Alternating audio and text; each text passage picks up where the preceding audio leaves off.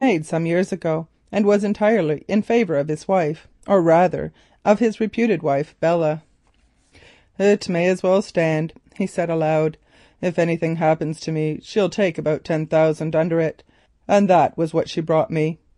Taking a pen, he went through the document carefully, and wherever the name of Bella Quest occurred, he put a mark and inserted these words: "Gennett, commonly known as Bella Quest." Gennett being Bella's maiden name, and initialled the correction. Next he glanced at the statement. It contained a full and fair account of his connection with the woman who had ruined his life.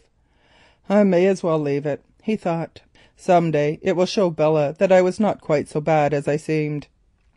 He replaced the statement in a brief envelope, sealed and directed it to Bella, and finally marked it, "Not to be opened till my death.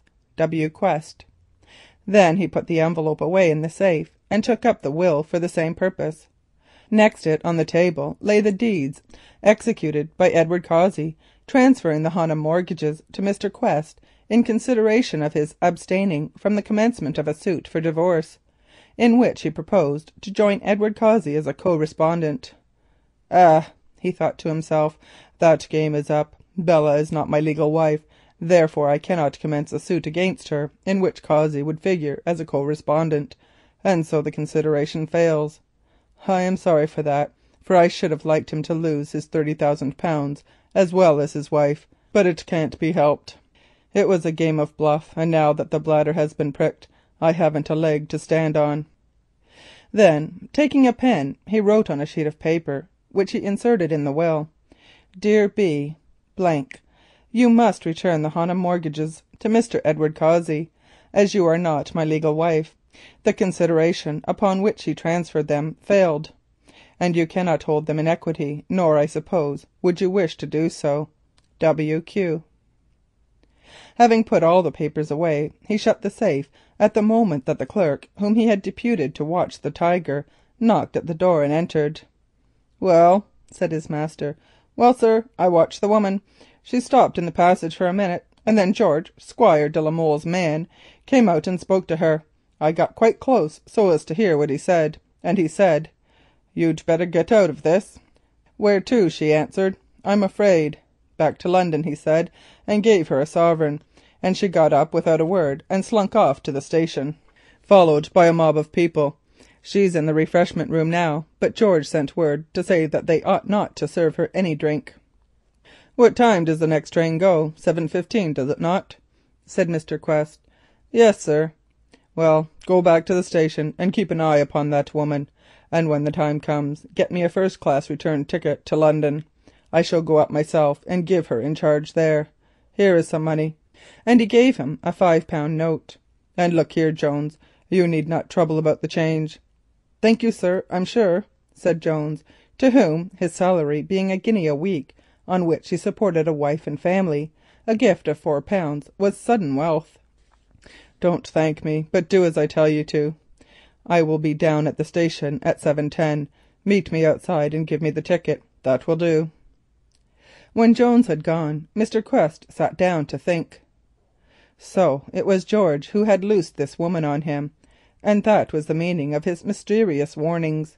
How had he found her? That did not matter. He had found her, and in revenge for the action taken against the de la Molle family, he had brought her here to denounce him.